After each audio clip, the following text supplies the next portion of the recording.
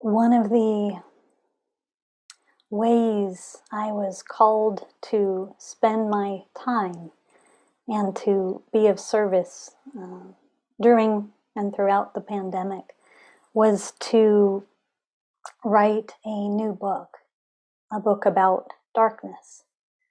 So, luminous darkness, an engaged Buddhist approach to embracing the unknown, is a book I'll be sharing from in this Dharma talk about dreams, possibility, and moral imagination, about the role of the dreamer in personal and collective awakening.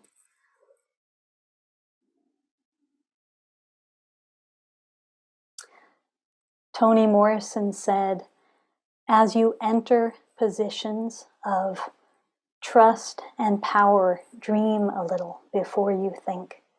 And I love this quote. I feel that it reminds us to consider that we are all called into positions of trust and power now. In other words, it is up to each and every one of us to take responsibility for the future we choose to co-create. It's up to each of us to take responsibility for how we respond to and navigate collectively the great uncertainty we are facing, certainly from here on out in my lifetime and beyond. So let's begin with a very short meditation on darkness. Rest your eyes closed, if you will. Just feeling your body's connection with gravity and noticing how it feels to rest in darkened stillness. Perhaps noticing how, with your eyes closed, your visual field resting, some of your other senses, some of your deeper listening capacity becomes more alive and accessible.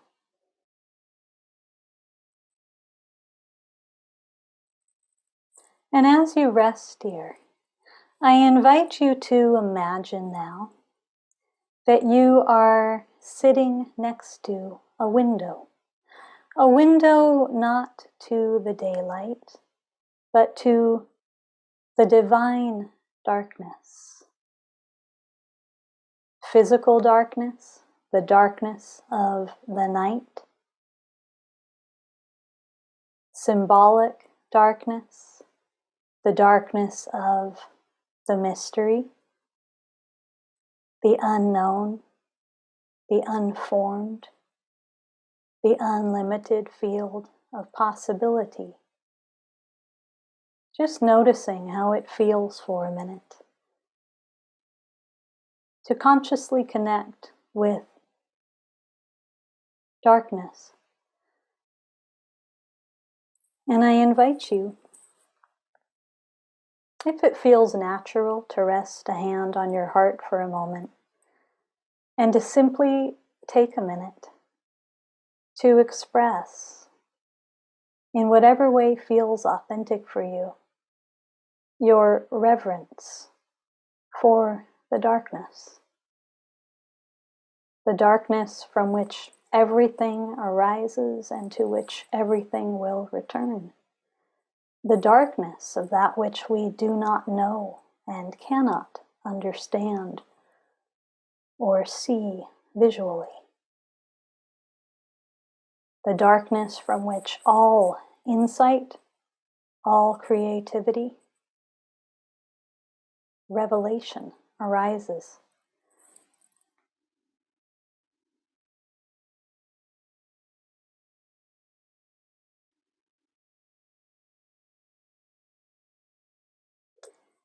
And just acknowledge for a moment that our practice invites us to befriend the dark. It invites us to know the sacred interplay of light and dark, to know how to relax into the spaciousness of presence, the spaciousness the emptiness of awareness, and to be willing to let life, through our deep listening, guide us.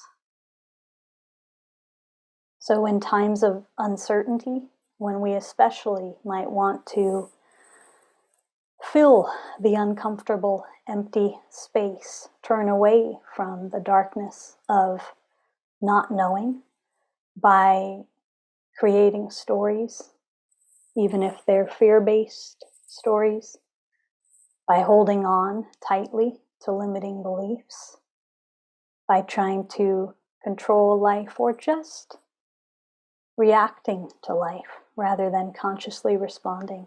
We can instead remember day and night to have reverence towards the dark.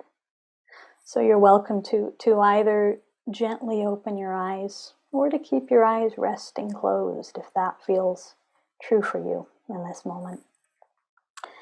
And I want to read a short excerpt from my book called Maya and the Illusory Nature of Reality. So just consider. It is up to each of us to see beyond the seemingly set in stone assumptions that the mind of limitation and separation insists upon. The bodhisattva engaged in the world is responsible for maintaining awareness of fluidity and conscious choice within what appears to be real, what appears to be solid. This requires letting go of habit, letting go of passive consumption, and our investment in collective limiting beliefs. It involves becoming a steward of one's attention and imagination in order to offer oneself in service to life. In Buddhist philosophy, it is understood that all of life is a dream, whether we are waking or sleeping. In other words, it is Maya, illusion, just a dream. Maya in both Buddhist and Hindu philosophy points to the limited, purely mental and physical reality in which our everyday consciousness becomes entangled. While many of us were taught that what we see is reality, this is in fact not true. Maya veils our true unified self. And meditation allows us to recognize the illusory nature of reality, or the dreaming nature of existence. Within every field we visually see that appears to be real and set in stone, there also exists possibility. Darkness is the field of unformed possibility before we choose a form. If we embrace the radical attitude of the dreamer, the explorer, the artist, the visionary, the detective, and the pioneer, in our practice, we can integrate dreaming into our awakening consciousness.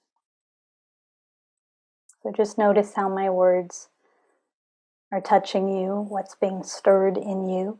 Practice asks us to continually look behind the veil of ordinary reality and investigate our actual experience, and then to discern truth from delusion. We learn to recognize what our consciousness is bringing to each moment. We learn to see the dramas and contractions created by the separate self from an open-minded and open-hearted perception. We begin to realize that we are not limited to the manuals we have been given. So just pause and consider within yourself for a moment. What is an experience that could have been subtle or profound, where the illusory nature of ordinary reality became especially clear? It could be as simple as stepping back and gaining a much larger perspective when you were caught in a certain emotion that felt real and set in stone. It could have been awareness in sitting meditation that your actual experience of your body in presence is vast, sizeless, boundless, limitless, far beyond the physical sense of size that you often refer to as you. It could have been an experience of palpable communication with another form of life you had not before communicated with. So just notice what's coming up for you. I want to emphasize that in Dharma practice, we are anchored in presence, moment by moment. We do not pit another reality against this one, nor do we use imagination as a way of anesthetizing, escaping the moment. We anchor and ground ourselves in presence with our hearts open to being with what is, being with life as it is. This is revolutionary in today's world. And we also take responsibility for how we engage with the imaginal realm. So just consider, we use our imaginations unconsciously all the time. And I'm just curious to see a show of hands of how many of you came to notice that pretty quickly in your meditation practice. Raise your hand. Just noticing the stories that perhaps you clicked on, scanning for what's wrong in this moment, evidence of not enough, what's missing in this moment, evidence of what do I need to do right now, rather than learning to rest in being and balance attunement with productivity. So the invitation is to wake up to our devotion, our dedication, our passive consumer relationship to the limiting beliefs within our own mind, the stories in our own head, and to be willing to allow our awareness to expand organically as it does through meditation, formally and informally, to remember how to live in a bigger conversation. And what I mean by that is, through presence, we are in conversation with the cosmos all of the time. When we rest in our receptivity and are willing to get out of the way, again, to touch emptiness, to touch spaciousness, to touch darkness, the conversation widens. And even if we might be conditioned with very limiting beliefs, I point up here to both the mind of separation and the mind of limitation. There's much more room for how to be of service to life, for possibilities that we might have been closed to. We are imaginal beings in both dreaming and waking life. We are imaginal beings.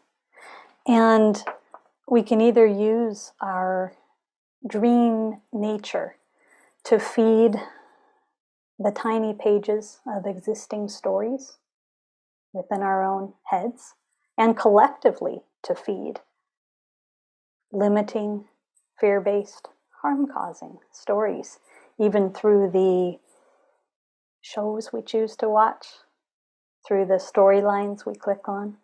Or we can choose consciously to use our imaginations on behalf of consciousness. On behalf of consciousness. So theologian Martin Buber coined the term moral imagination, the imperative to use our imaginations actively and consciously on behalf of our collective in order to recognize and take responsibility for our impact on the morphic field, the shared field of human memory and possibility, and to dream a more life-affirming dream. How many of you would deeply like to see a more life-affirming dream get activated in this time? Even dreaming into how we can respond consciously to the gravity of the unfathomable challenges we face. This requires visionary activism. And all vision arises from darkness. All vision arises by our willingness to question the existing stories and to open to a larger conversation with life. Joanna Macy, longtime mentor and inspiration in my life, calls upon active use of imagination in the work that reconnects as a means for us to really stretch our assumptions about the future, our assumptions about the actions required, our assumptions about our overwhelm, and open the field to more. And in Joanna's work, she emphasizes the connection between imagination and deep time. So from the mind of separation, we often get caught in a sense of not only being isolated, alone, but we easily forget our embodied connection with all of life, with consciousness, with all beings, not just across space, but across time. So deep time, for me, it connects to the Zen teaching of Uji, or being time. The 12th century founder of Soto Zen, Eihei Dogen, reminded us that when we're really dropped in presence and we notice our attachment to linear time can dissolve, there's an ability to rest in what he pointed to as all time being and all beings time. And Kyra Jewel and I will be guiding some practices later in our time together that connect to this. So just pause and take in a deep breath. Just noticing what's arising for you as I speak. I'll remind us that the quality of our life experience is determined by the focus of our attention. This is foundational to meditation and mindfulness practice. And so again, taking responsibility for and celebrating the active use of our imagination really invites us to notice how often our attention wanders to the familiar stories rather than coming back to what is real and whole, rather than coming back to possibility. I think it's fascinating. A piece of research done by Friedrich Jameson showed that it is easier for human beings to imagine the end of the world than to imagine an end to capitalism. Just take that in for a moment. It's much easier for us to imagine the end of the world. So in this time when we are all called to be agents of change, to imagine a more life-affirming, regenerative future, it's important to note the intersubjective nature of conditioning. What this means is that we might have a practice of being aware of our own internal conditioning, the limiting stories that have been fed to us from society, family, media, trauma that occurred, school. But we sometimes find it harder to recognize the intersubjective nature of conditioning that is equally as limited, as completely made up, but it's shared by our neighbors, our communities, our families, our leaders. Can people nod if you're with me? So we sometimes don't recognize limitation where it exists for what it is. There's equally an interesting study that I'll share about the power of imagination. Active imagination was a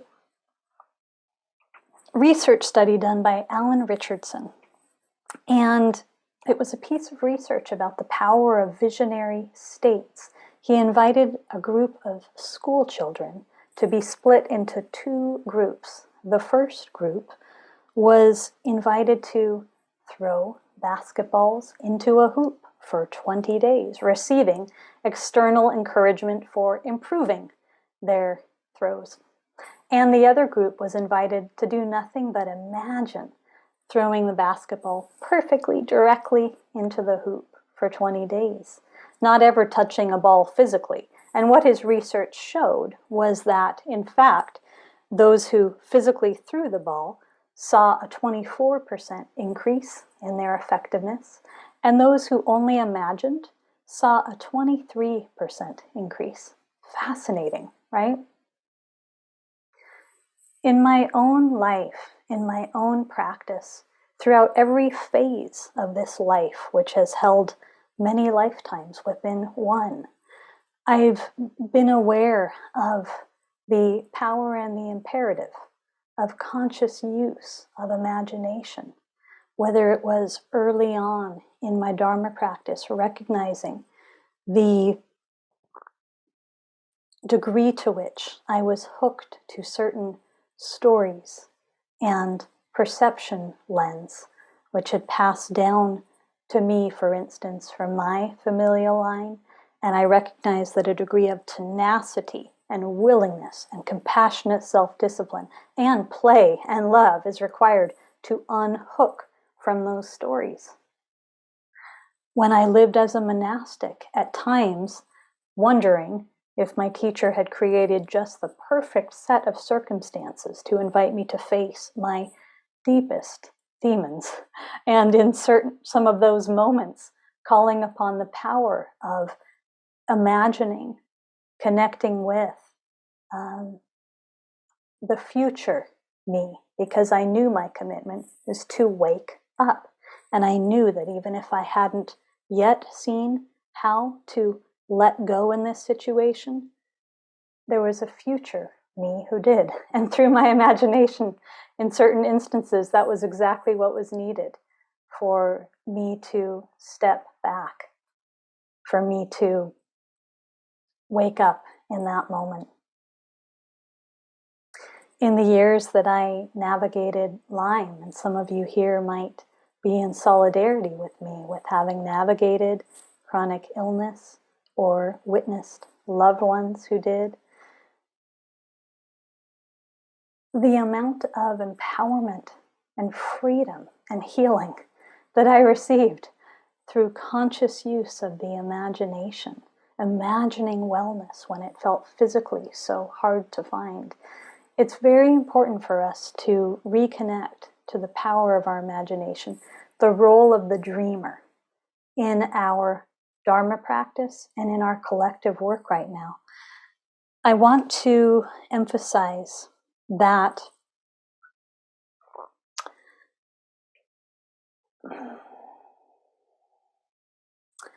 I perceive a need in this moment in time, this time when we are so at a loss as to how to navigate our collective challenges, a need to access the teachings of endarkenment alongside enlightenment. And when I say that, I simply want to point out that in this day and age, as we've been handed so much conditioning which has been passed down generation upon generation through colonialism, patriarchy, capitalism, a severe disconnect from nature. I could go on and on. We've been passed down many forms of hierarchical perception. And as part of this hierarchical perception, I see a real split between how we perceive light and trying to get to light this lamp of knowledge, rational knowing, understanding, logic, versus not so interested in the place of intuition, imagination, deeper relational forms of knowing, not knowing, accessing a deeper place of navigation within. And I want to just underline some of the messages within the dominant paradigm I see exist, and you can just look within yourself to see if this has been your experience or not, depending on where you live and how you were brought up. But there are strong messages within the dominant paradigm that say logic is superior to imagination, that say the limiting stories, but accepted and shared stories of the conditioned mind are superior to opening to the mystery. That say one's worth is in one's intellect. And I believe that we're not going to be able to navigate what's ahead of us through intellect. We're not going to be able to navigate this through rationalization or logic. That our practice invites us to go more deeply into the hidden dimensions, more deeply into our intercommunicative relationship with the natural world. And this very much involves more deeply into conscious use of the imagination. So I just want to share one more short excerpt before we bring it to a close and open it up to questions.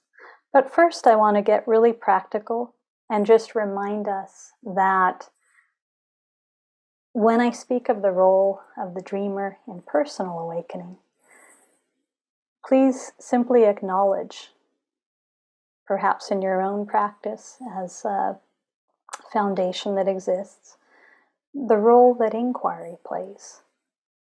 Day in and day out, being willing to inquire through what is the lens that I'm perceiving right now. And is what I'm being told in my head, what I'm believing right now, truth or delusion? This is foundational to practice. This is about letting ourselves become more porous and questioning what we think we know and perceive as set in stone. It's about acknowledging the illusory nature of quote-unquote reality, stepping back. Likewise, if we bring this degree of curiosity, which is best friend to imagination, to the challenges we're facing collectively, to how we navigate collectively, I believe there's a real connection to the field of possibility that we otherwise block off to affirm instead separateness, isolation from nature, from other dimensions, from each other. Just something to consider. And lastly, I simply want to remind us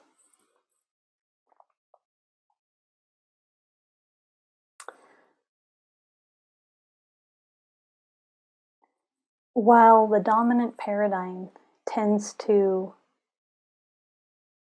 fetishize the visible world and diminish or discount the invisible,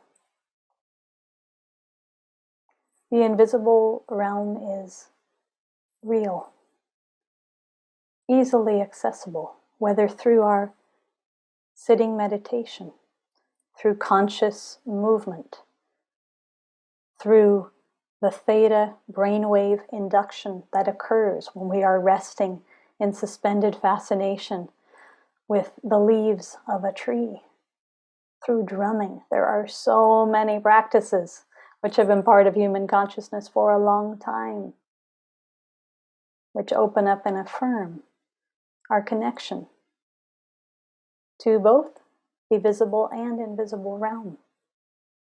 And yet, in today's world, it can get very much discounted.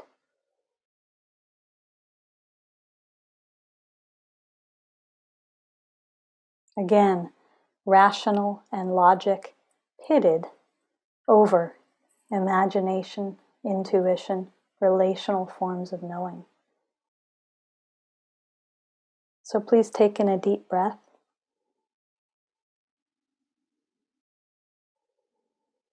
Just close your eyes once again.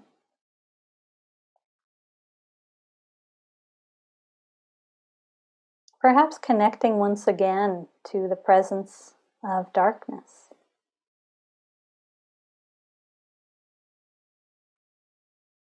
We sometimes perceive darkness as the absence of light, like we sometimes perceive emptiness as the absence of something, which it is not. And so just with your eyes closed, if darkness were not the absence of light, what is it the presence of? This is a helpful question for any meditator, and a helpful gateway for opening our body minds even more fully to possibility and to this invitation to dream more consciously on behalf of the collective. Yeah?